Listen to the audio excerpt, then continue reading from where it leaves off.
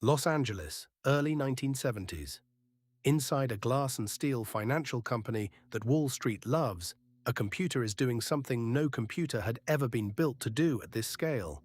It is inventing people, not inventing them as a joke, inventing them as customers.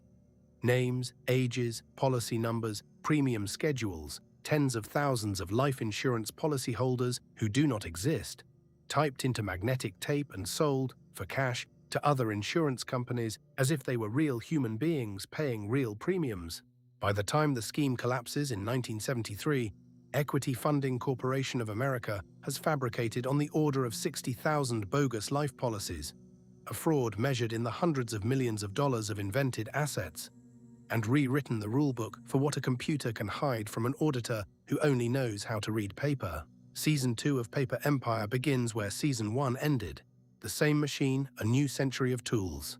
Tonight, the first great computer fraud. The company that printed fake lives. Equity Funding's public face is almost wholesome. The firm sells a clever package. Buy mutual fund shares, borrow against them, and use the loan to pay for life insurance. Own an investment and a policy. Salesmen love it. Customers love it. The stock market in the go-go 60s loves companies that can show growth every quarter. The man at the center is Stanley Goldblum, the ambitious chairman. Growth is not a hope at Equity Funding. It is a requirement. The stock price, the ego, the whole story depend on the numbers always going up. And when real sales cannot keep pace with the story the market has been sold, the company finds another way to manufacture the appearance of sales. Here is the hinge. Life insurers routinely sell blocks of policies to reinsurers, other companies that take on part of the risk in exchange for a share of the premiums. Equity Funding discovers that reinsurers will pay handsome fees up front for portfolios of policies. Real policies generate real fees. Fake policies, it turns out, generate the same fees until someone asks to meet the customer. This is salad oil thinking in a three-piece suit. DeAngelis filled tanks with seawater and left a film of oil on top. Equity Funding fills a database with ghosts and leaves a film of paperwork on top. Different century. Same move. Attack the verification, not the vault. The fraud is not a lone forger with a fountain pen. It is industrial. Programmers and clerks build systems that mint fictitious policies and scatter them through the company's magnetic files.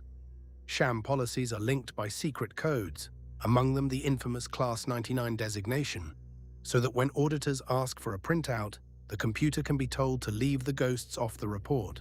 That is the historic break. Until Equity Funding, an auditor's job is mostly to reconcile paper to paper.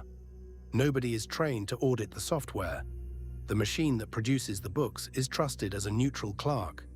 Equity Funding turns the clerk into a co-conspirator. The lies compound the way Ponzi's coupons compounded. Fake policies need fake premiums. Sometimes the company invents still more policies to raise the cash. Sometimes it claims a non-existent policyholder has died and collects a death benefit from the reinsurer. The computer does not get tired. The computer does not blush. The computer scales, and while the ghosts multiply, the stock soars, because the market is not buying insurance. The market is buying a growth story, and growth stories, as every episode of this series has taught us, are the most valuable paper of all. Employees who know pieces of the lie keep quiet or help, because the machine that invents customers is also inventing careers, bonuses, and the feeling of being inside something unstoppable. Estimates of the damage vary by what you count. Fabricated insurance face amounts north of $1 billion in some tallies, tens of millions in outright invented loan receivables, a company whose reported assets were a hall of mirrors. What matters for our ledger is simpler. When the truth arrives, Equity Funding is not a bruised company. It is a fiction with a ticker symbol. The collapse does not begin with a heroic raid. It begins with a tip. In early 1973, a former Equity Funding employee, Ronald Sechrist, starts talking to insurance regulators and to a Wall Street analyst named Raymond Dirks.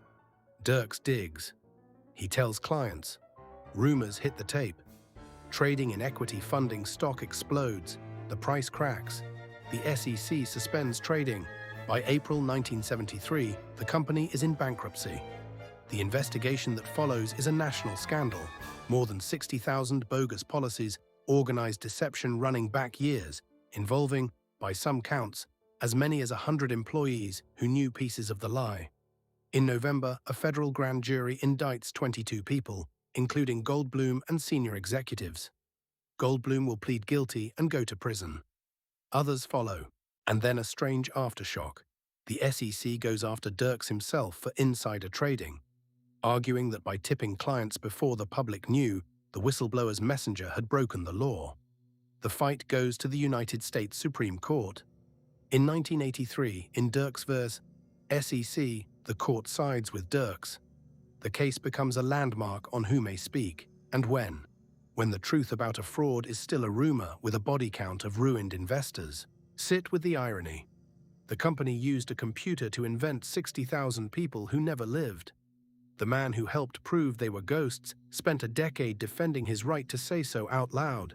Talk to people who lived through the investigation and you hear the same eerie detail. This was not one genius in a back room. It was a culture. Clerks typed. Managers approved. Programmers maintained the codes that kept the ghosts invisible. Some employees later said they thought they were fixing temporary problems. Some knew. The machine did not care which. It only cared that the next block of policies was ready for a reinsurer who would never shake a phantom's hand. When a company dies like this, the wreckage is not only financial. Accounting firms rewrite their training manuals. Insurance regulators invent new questions. Computer science and auditing, two professions that barely spoke, are forced into an awkward marriage that still defines how public companies are examined today. Equity funding did not only steal, it educated the expensive way. The playbook. What equity funding adds to the manual? Rule 1. When the verifier only reads the printout, own the program that prints it. Rule 2. A fake customer who pays a fake premium can still generate a real check from a reinsurer who never meets the body. Rule 3. The first great computer fraud is not about genius hackers. It is about auditors who trusted the machine the way earlier victims trusted the letterhead. The paper empire ledger opens Season 2 with equity funding's invented lives, a fraud the contemporary press called one of the biggest business scandals in American history. And the counted total climbs again, because money was never paper. It's belief wearing paper's clothes. And by 1973, belief had learned to wear a magnetic tape. Next time on Paper Empire, a Brooklyn-born salesman builds a $2.5 billion mutual fund empire by asking one famous question. Do you sincerely want to be rich? Then watches a looter named Robert Vesco walk off with the wreckage. Bernie Kornfeld and iOS. Subscribe.